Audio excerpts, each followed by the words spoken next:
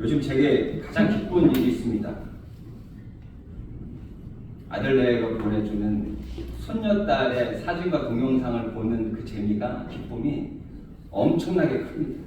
근데 저는 잘 몰랐거든요. 제 아들을 둘씩이나 키웠는데도 잘 몰랐어요. 근데 주위에 있는 분들이 그러는 거예요. 아이의 얼굴이 계속해서 달라지는 모습을 보일 거라고. 근데 매일 보내지는 그 동영상을 보니까 정말 얼굴이 계속해서 달라집니다. 어떤 때는 저의 모습을 닮은 거예요. 그래서 마음이 결국 내려앉은 적도 있습니다. 손녀딸이 저를 닮아서 혹시나 뭐 이런 생각도 들고, 그런데 또 이쁜 우리 우리 며느리의 얼굴을 또 닮은 모습도 있고, 또 어떤 때는 제 작은 아들의 얼굴이 저를 닮은 제 작은 아들의 얼굴도 그곳에 있기도 하고요. 그리고 볼 때마다 우리 그 손녀딸의 그 모습이 변화해지는 모습을 보면서 정말 참 기쁨을 누리고 있습니다. 그래서 저는 그 이제 모습을 보면서 어떤 생각을 하냐면, 그 생명의 어떤 그 모습이 너무 신비로운 거예요. 굉장히 신비로워요. 그러면서 그 모습을 통해 정말 이렇게 간단한 동영상, 그 안에 그 갓난 아이가 하나 있는데도 불구하고 그 모습을 보는데 제 마음속에 감동이 있고 기쁨이 있고 감사가 있고 굉장히 큰 기쁨을 그 안에서 지금 누리고 있어요. 근데 오늘 이사야는 하나님을 만났어요, 환상에서. 그 경이로움은 어떻게 말로 다 할 수 없겠죠. 그 만난 그 상황을 이렇게 이야기하고 있습니다. 2절부터 제가 읽어볼게요. 스랍들이 모시고 섰는데 각기 6 날개가 있어 그 둘로는 자기의 얼굴을 가리었고, 그 둘로는 자기의 발을 가리었고, 그 둘로는 날며 서로 불러 이르되 거룩하다 거룩하다 거룩하다 만군의 여호와여, 그의 영광이 온 땅에 충만하도다 하더라. 이같이 화답하는 자의 소리로 말미암아 문지방의 터가 요동하는 성전의 연기가 충만한지라. 거룩하다 거룩하다, 이 스라벨하는 이 천사들이 그렇게 소리 지르지 않아도 정말 거룩한 모습이었을 것 같아요. 그 작은 아이의 생명만을 봐도 정말 그 안에 경이로움이 있는데, 하나님을 만났을 때 얼마나 큰 경이로움이 그 안에 있겠습니까? 천사들이 거룩하다고 하지 않아도 굉장히 거룩할 것 같아요. 그렇죠? 생명을 만드시는 하나님께서 그곳에 계시는데 그 자리가 얼마나 거룩하고 얼마나 큰 감동이 있겠습니까? 하나님을 섬기는 그 천사들도요, 하나님을 제대로 바라보지 못합니다. 그래서 날개가 6개가 있는데요, 2개로 눈을 가리고요, 2개로 자신의 연약함, 자신의 부족함, 그 발을 가립니다. 그리고 2개로는 날고 있어요. 그렇죠? 하나님을 섬기는 그 천사들도 하나님을 제대로 바라보지 못해요. 옛날에 그 왕을 섬기던 그 신하들도요, 하나님을 제대로, 하나님이 아니라 왕을 제대로 바라보지 못했습니다. 하나님을 제대로 바라보지 못해요. 하나님께서 나 쳐다보면 안 돼 라고 얘기해서가 아니라 하나님을 도저히 바라볼 수 없는 너무 경이로운 거룩한 모습이었기 때문에 그랬을 것 같아요. 그 작은 아이를 보면서 상상이 되더라니까요. 작은 아이를 보면서 이 작은 생명을 보면서도 그 경이로움, 신비로움이 느껴지는데, 모든 생명을 주관하는 하나님을 만났을 때 그 안에 얼마나 큰 경이로움과 신비로움과 기쁨과 감동이 있을까 하는 생각을 해봤더니 상상을 할 수가 없어요. 우리가 상상할 수가 없는 그런 모습일 것 같아요. 근데 하나님의 모습이 어떤 모습으로 있냐면 1절입니다. 우시야 왕이 죽던 해 내가 본즉 주께서 높이 들인 보좌에 앉으셨대요. 왜 보좌에 앉으셨을까요? 보좌에 앉은 그 이유는 성경에서 말씀하는 그 이유는 분명하게 있거든요. 우리가 성경을 읽으면 그냥 지나치면 안 되는 부분들이 꼭 있어요. 오늘도 보좌에 우리가 집중해서 말씀을 드려보고자 합니다. 먼저 그러려면 우시야 왕에 대해서 좀 알아야 돼요. 우시야 왕이 어떤 왕이었는지. 역대하 26장입니다. 한번 찾아볼게요.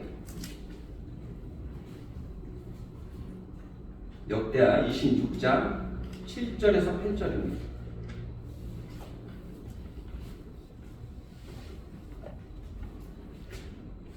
우시야 왕은 역대하 26장, 역대상이 아니고 역대하야, 26장 7절에서 8절까지 말씀입니다. 우시야 왕은 남유다의 왕이었어요. 같이 한번 읽어볼까요? 7절부터 같이 한번 읽어보겠습니다. 시작. 하나님이 그를 도우사 블레셋 사람들과 부르바알에 거주하는 아라비아 사람들과 마온 사람들을 치게 하신지라. 암몬 사람들이 우시아에게 종을 바침에 우시아가 매우 강성하여 이름이 애굽 변방까지 퍼졌더라. 우시아는 선왕이었어요. 왕을 나눌 때 어떻게 나누냐면 악한 왕, 선왕 이렇게 나눠요. 그 기준은 뭐냐면 하나님을 제대로 섬기는 왕이냐 그렇지 않은 왕이냐. 우시아는 하나님을 잘 섬겼던 왕이에요. 그리고 하나님의 은혜를 통해 가지고 그 이스라엘을 강성하게 지켰던 왕이 우시아 왕이에요. 근데 그 우시아 왕이 죽었답니다. 이스라엘 백성들이 얼마나 혼란에 걱정에 있었을까요?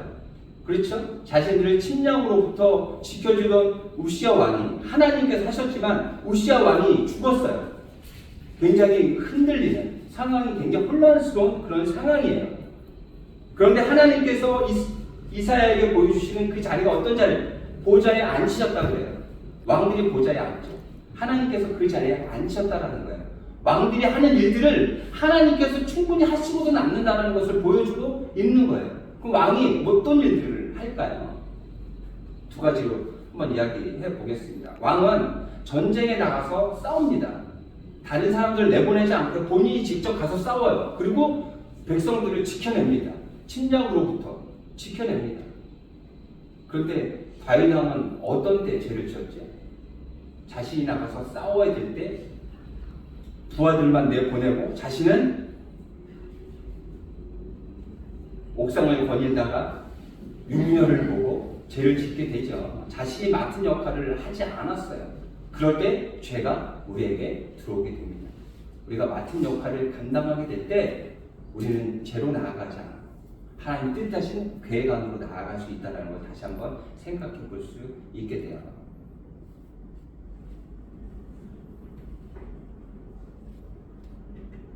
왕은 나가서 싸워야 됩니다. 그리고 그 백성들을 지켜내야 돼요. 그들을 인도하고 보호할 그럴 의무가 왕에게 있는 거예요. 하나님께서 보좌에 앉으셨다는 것은 하나님께서 그 백성들을 인도하시고 보호하시겠다는 것을 이야기하고 있는 거예요. 말씀하고 있는 거예요. 그 보좌를 통해 보여주고 계시는 거예요. 하나님께서 우리들을 보호하시고 인도하고 계시는구나. 이 말씀을 통해서 우리가 깨달아 알아야 돼요.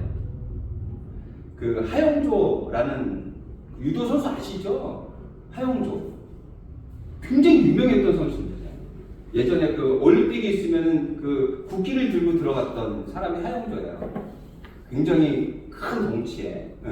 하용조 선수 굉장히 유명한 선수인데 또 모르시는 분들도 있나 봐요. 다 알 수는 없는 거니까. 근데 그 하용조 선수가 그 이제 그 굉장히 그 덩치가 크잖아요.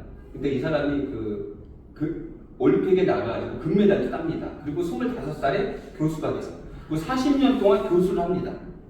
그리고 국가적으로도 굉장히 큰 일들을 많이 해요. 그러니까 이 사람은 어떻게 보면 삶 안에 어떤 굉장히 이렇게 굵직굵직한 그런 일들을 많이 해낸 그런 사람이에요. 근데 이제 기자가 물어보죠. 당신이 살면서 가장 기억에 남는, 가장 기뻤던 순간이 언제입니까? 라고 물어봤어요. 언제일 것 같아요? 금메달 땄을 때일 것 같은데, 그죠? 근데 그게 아니에요. 언제냐면 자신에게 맞는 신발을 선물 받았을 때 가장 행복했대요. 중학교 때.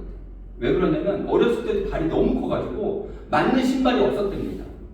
그래서 신발을 신지 못하고 축구를 하고, 그리고 또 신발이 작다 보니까 신발을 꾸겨 신고 학교를 등하교 하고 학교 안에서 그렇게 생활을 했대요. 그 선도부에서 타치를 안 했답니다. 맞는 신발이 없으니까. 그래서 이 하용조 이 친구는 그 어렸던 그 나이에 자기만 신발이 맞는 신발이 없는 거예요. 이 사람은 신발 갖는 게 소망이었어요. 신발 갖는 게. 근데 그 누나, 10살 차이 나는 그 누나가 부산까지 가서 그 발에 맞는 신발을 외국 뭐 이렇게 사람들이 다니는 그런 곳이었겠죠. 신발을 구해다가 그 신발을 갖다 주는 거예요. 자기에게 맞는 신발을 처음으로 신어보게 된 거예요. 자기 인생에서 가장 기뻤던 순간이 그 시간이었대요. 그러면서 자기 누나를 뭐라고 그러냐면 자기는 하늘같이 생각하는 누나라고 생각해요. 왜 그러냐면 자신에게 꼭 필요한 게 뭔지를 알고 그것을 갖다 준 사람이 누나였기 때문에 그래요. 하나님께서 우리를 보호하시고 인도하시는데요. 우리에게 꼭 필요한 것만 주시는 분이 하나님이에요. 우리에게 부족한 그런 부분들이 있다면 그런 부분들이 우리에게 아직은 필요치 않기 때문인 거예요. 부족한 부분이 있다고 한다면 그런 부분들 하나님께서 필요로 하실 때 채워주실 거예요. 하나님께서 우리를 인도하시고 도와주시는데 어떻게 해요? 우리에게 가장 소중한, 가장 중요한 것들로 채워주시며 우리와 함께 하시는 분이 하나님이시다. 왕은 거기까지 못 가죠. 나가서 싸워서 백성들을 침략으로부터 지켜줄지는 모르지만 꼭 필요한 것까지 줄 수 있는 그런 능력은 없어요. 하지만 우리 하나님은 우리에게 꼭 필요한 것까지도 채워주시는 분이 누구의 하나님? 나의 하나님. 그 하나님이 우리의 하나님이에요. 그 하나님을 우리는 믿고 이렇게 그 하나님을 예배하는 거예요. 우리들 마음속에 기쁨이 있어야 돼요. 감사가 당연히 있어야 돼요. 생명을 주관하시는 그 하나님이 내 아버지, 내 하나님이라니까요. 그 하나님을 우리는 지금 예배하고 있습니다. 아멘. 또 왕으로서 또 해야 될 일이 어떤 일이냐면 재판을 합니다. 그때는 사법부가 따로 독립되어 있지 않았던 모양이에요. 그래서 큰 재판들을 왕이 관할합니다.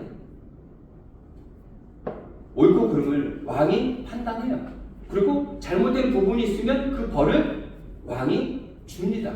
그런 역할들을 해요. 하나님께서는 심판하셔요. 언제요? 이 땅의 삶이 끝나는 날. 하나님 앞에 우리는 서게 되죠. 이런 기사를 하나 봤습니다. 6주 전 돌아가신 엄마 휴대폰, 마지막 통화한 남자의 정체. 6주 전에 남자를 통화를 했대요. 어떤 남자일 것 같아요, 여러분?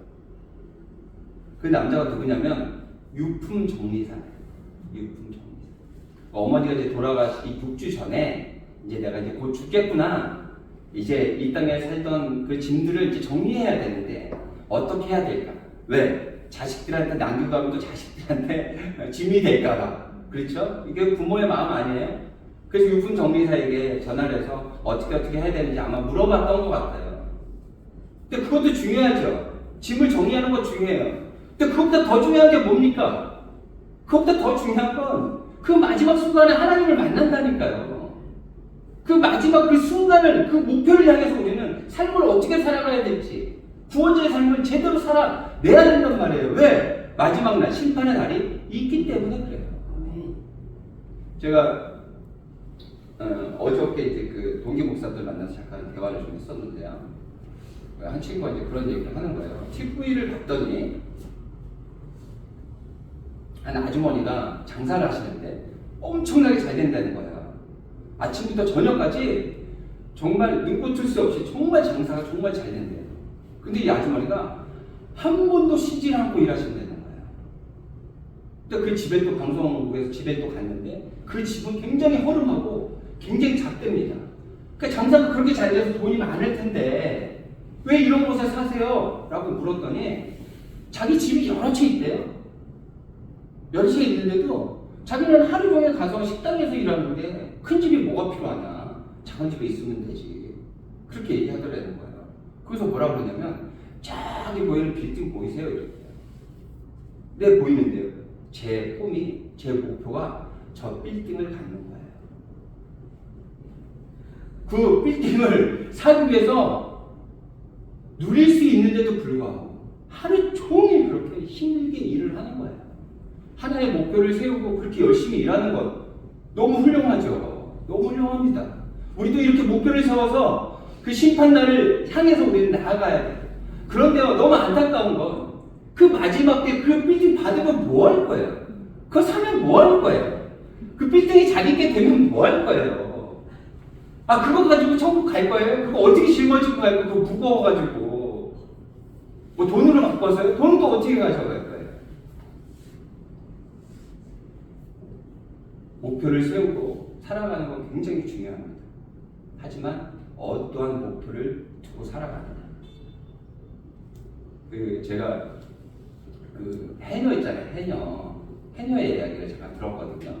근데 해녀가 이제 보면 이게 그 등급이 나눠진답니다. 아주 깊은 곳에 가서 일을 할 수 있는 사람이 있고, 그리고 또 중간, 그 다음에 이제 겉에서만 이렇게 할 수 있는 이런 사람들 이렇게 나눠지면서 그거를 깊은 곳까지 들어가는 사람을 상군, 중군, 하군, 그 다음에 거의 물속에 못 들어간 사람 뭐라 그러는지 아세요? 똥군일 겁니다. 똥군. 이런 사람들은 거의 물속에 들어가지 못하고 그 겉에서 막 그렇게 해산물들을 채취한다고 그래요. 이렇게 차이가 이제 난다고 그래요. 근데 이 해녀들 있잖아요. 새로 시작하는 사람한테 뭐라 그러는지 알아요? 가장 중요한 말 한마디를 꼭 해줘요. 네 숨만큼만 해라. 네 숨만큼만. 숨만큼만 들어가려는 거예요. 그 숨 이상을 들어가게 되면 어떻게 돼요? 죽어요. 아니 죽는데 누가 그렇게 했어요? 아니요. 우리는 있잖아요. 그 물속에 들어가서 하나의 목표지를 봅니다. 정말 값비싼 어떤 해산물 하나 보게 돼요. 자기 숨이 이제 얼마 남지 않았어요. 들어가면 위험합니다. 들어갈까요? 안 들어갈까요? 들어가는 게 우리 인간이에요.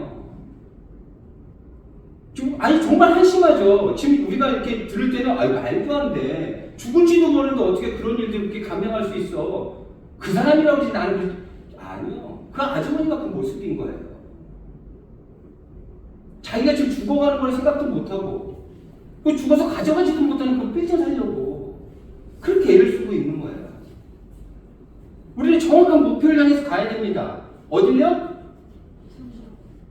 그렇죠. 그 심판단에 향해서 가야 돼요. 그냥 천국 가면 좋죠.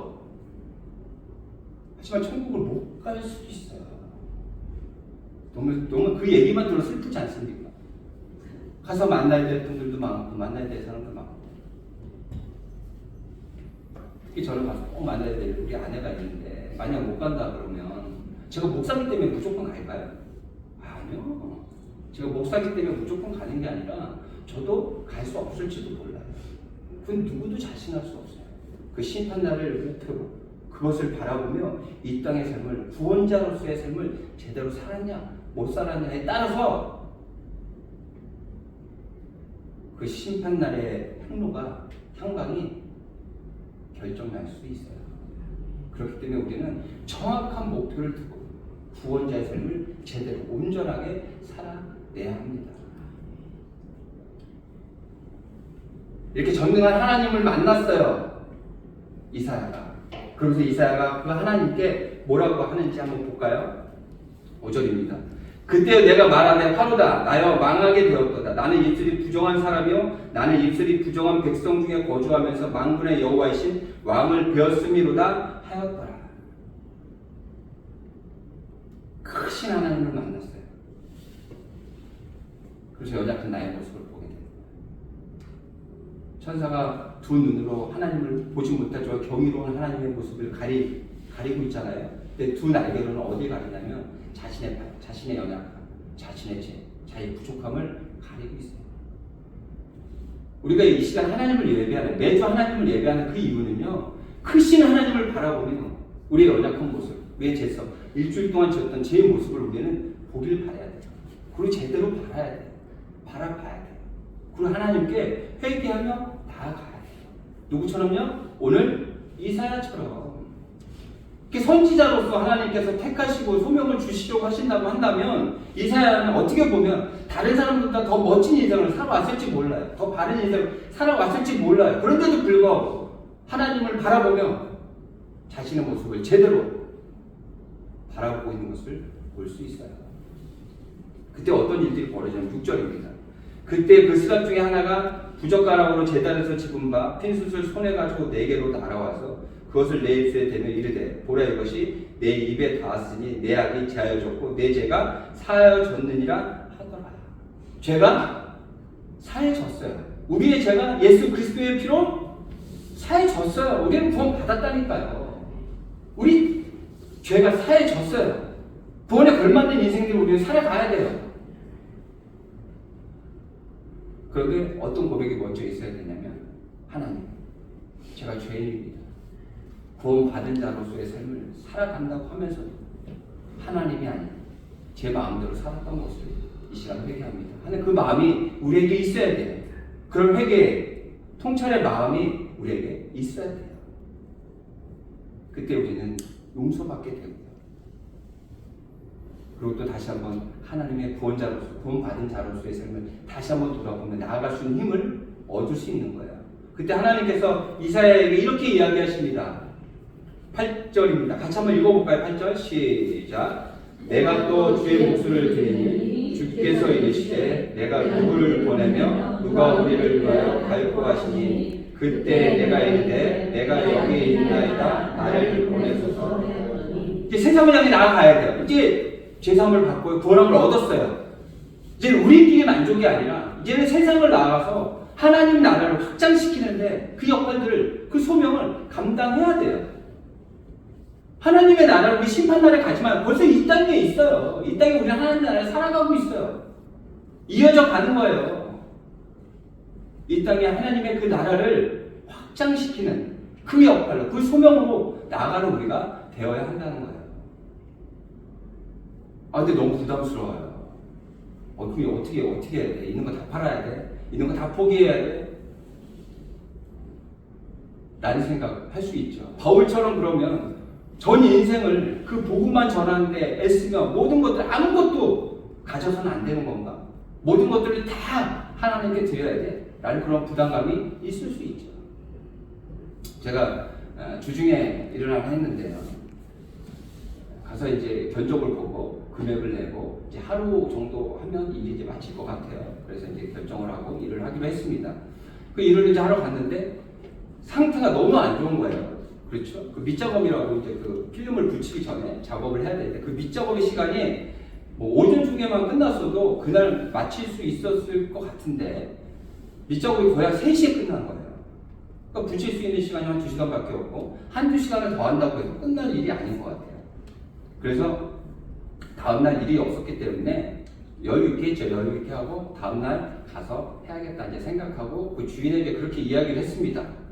주인에게 오늘 일을 다 못하겠습니다. 그랬더니 그 주인이 한두 시간 더 하시면 되는 거 아니에요? 그러더라고요. 한두 시간 돼서는 안 되고 내일 오전 중까지 해야 될 것 같습니다. 그렇게 이야기를 하고 다음날 이제 가서 일을 했죠. 근데 이제 그 친구랑 대화를 하는데 이 친구가 30대 후반인데 그 여자친구랑 아직 결혼을 안 했지만 같이 살아야 이제 결혼에 사거나 타는 거나 다름없죠. 직장 건축회사 대리입니다. 그러니까 직장을 다닙니다. 그러면서 이제 뭘 하냐면 저녁에 배달을 해요. 그리고 또 휴일에는 뭘 하냐면 오토바이 수리를 합니다. 그러니까 엔진만 손을 못 대지 웬만한 거는 다 할 수 있다 그래요. 그러니까 주위에 이제 같이 배달하는 사람들이 부탁을 하면 같이 이렇게 손을 봐주고 해주나 봐요. 소모품 같은 거 좀 갈아주는 거 그런 역할들을 하는 거죠. 그 얘기를 딱 들으면서 어떤 생각이 들었냐면 이 젊은 친구인데 돈에 욕심이 많구나. 아무리 젊어도 이렇게 일을 하면 몸이 다 상할 텐데 아까 그 아주머니처럼 굉장히 안타깝다는 생각이 들었어요. 열심히 살아서 굉장히 멋지긴 하지만 좀 안타깝다. 이렇게까지 할 필요는 없을 텐데 라는 생각을 했거든요. 이제 그 다음날 제가 일을 하러 갔습니다. 그러니까 회사는 출근하지 않았나 봐요. 이제 배달 일을 이제 하러 가려고 아마 준비하는 모양이더라고요. 갔더니 이제 저에게 와서 어저께 다 일을 못 하셔서 오늘 와서 어떻게 합니까? 굉장히 미안해 하는 거죠. 왜 그러냐면 우리가 하루 가는 거와 이틀 가는 거 금액은 차이가 납니다. 하지만 저는 약속을 했기 때문에 하루 더 간다고 해서 제가 돈을 더 달라고 할 수 없는 거죠. 더 달라고 그러고 싶지도 않고 더 줘도 주면 받죠. 근데 더 줄 일도 없는 거죠. 근데 갑자기 이 친구가 명함을 이렇게 주면서 10,000원짜리를 같이 이렇게 주는 거예요, 저한테. 그러면서 점심값을 하려는 거예요. 그래서 안 받는다고 됐다고. 그거 안 받아도 되니까 됐다고 그랬는데 굳이 제 손에 꼭 이렇게 쥐어주고 가는 거예요. 그래서 이제 저는 그걸 갖고 이제 주머니에 이렇게 넣었죠. 그리고 이제 일을 이렇게 막 했습니다. 일을 하다가 이제 점심때가 돼가지고 그 돈을 이렇게 봤어요. 저는 10,000원 준지 않았어요. 지금 밥값 1인당 밥값 한 10,000원 정도 먹으니까 이제 30,000원을 주고 간 거예요. 안 놀라시네요. 30,000원이 별로 안 크신가 봐요. 없어요. 그래요? 그때 30,000원은 굉장히 큰 돈이죠. 그 사람이 저에게 줄 필요 없는 돈이었거든요. 그리고 제가 그때 감동을 받은 그 이유가 뭐냐면 이 사람은 돈을 그렇게 목적을 두고 열심히 버는 돈의 인생이 굉장히 큰 돈이 굉장히 큰 비중을 차지하는 사람인데 저한테 30,000원이라고 한다면 아마 일하고 와서 저녁에 배달 일해서 번 아마 전 금액일지도 몰라요. 그 금액을 저한테 기쁜 마음으로 주고 가는 그 모습을 보면서 제가 굉장히 마음속에 감동을 받았어요. 사실 돈 더 받아야죠. 하루품이 아니라 반품이라도 더 받아야 되죠, 저는. 근데 저는 그 생각 안 하고 갔거든요. 당연히 해줘야 된다고 하고 갔거든요. 근데 그 사람은 그걸 고마워하고 자신이 정말 소중하게 여기는 것을 저에게 주고 가는 거예요. 소명은 그거예요. 아니, 할 수도 없어요. 맡겨주신 거, 내가 가장 소중하게 여기는 거, 하나님이 필요로 하실 때 드리는 그것이 소명이에요. 근데 어떤 기쁨이 있냐면 세상에서 누리지 못하는 기쁨이 있어요. 내가 돈을 더 많이 벌어서 사람들한테 인정받아서 누리는 어떤 그런 기쁨보다도 더 큰 기쁨이 있다니까요. 제가 오늘 그 예배 들어가기 전에 찬양할 때 들었던 말씀이 있잖아요. 제가 그 안동교도소에 다닌 지가 벌써 한 10년 가까이 된 것 같아요. 어떤 때는 정말 기쁜 마음으로 갈 때도 있어요. 우리 권사님도 만나 뵙고 싶고 또 같이 함께 하면 너무 즐거운 시간이고 또 가서 예배하는 그 시간도 너무 감사하고 그래서 막 기다려지는 날도 있지만 어떤 때는 컨디션이 안 좋고 막 일이 바쁘고 막 이러면 어떤 때는 가는 게 좀 마음에 부담이 될 때도 있습니다, 사실. 그 어떤 때는 가서 예배 드릴 때도 앞에 찬양하지만 마음에 기쁨이 없을 때도 있어요. 하나님께 죄송하지만. 하지만 그게 제 소명이라고 하는 거예요. 제가 이 개인 목회를 못하더라도 저는 그 생각을 했어요. 그러면 이 소명이, 이 목회가 하나님이 주신 나의 소명이겠지. 이것은 꼭 내가 할 수 있을 때까지 해야지 하는 그런 마음을 갖고 있었거든요. 그러다가 제가 좀 전에 말씀드렸던 것처럼 제가 그랬잖아요. 웅크려 있는 그분들에게. 여러분들은 구원받은 자입니다. 왜 웅크리고 있어요? 어깨를 피십시오. 기쁨과 감사를 외면하십시오. 라고 했을 때 자기 이빨 없는 거 그 창피해갖고 마스크도 벗지 못했던 사람이 마스크를 딱 벗고 나와가지고 말씀을 외우는데 그 사람이 저한테 그러는 거예요. 문희태 목사님 감사합니다. 제가 뭐 한 게 있어요? 제가 구원을 줬습니까? 저는 잘한 것밖에 없어요. 그냥 소명. 제가 잘할 수 있는 거 있잖아요. 제가 소중하게 여러분 그거 나눴을 뿐이에요. 근데 그 사람의 그 말 한마디가 저를 너무 힘나게 하는 거예요. 새벽 5시 반에 일어나서 그곳에 가서 저녁 9시, 10시에 오는데 그 시간들이 무의미하지 않는 정말 소중한 시간이 될 수 있게끔 그 사람의 말 한마디가 그렇게 만들어주더라고요. 우리가 소명을 왜 지키고 살아가야 하냐? 세상에 누릴 수 없는 그 기쁨이 있기 때문이에요. 하나님께서 예배하고 계세요. 걱정하지 마시고 근심하지 마시고 하나님께서 부르실 때 하나님 이거 좀 아까워. 아니요, 아깝더라도 하나님 앞에 내어드릴 수 있는 여러분. 그래서 하나님께서 맡겨주신 이 사명을 제대로 감당하는 다스음 교회 여러분 되시기를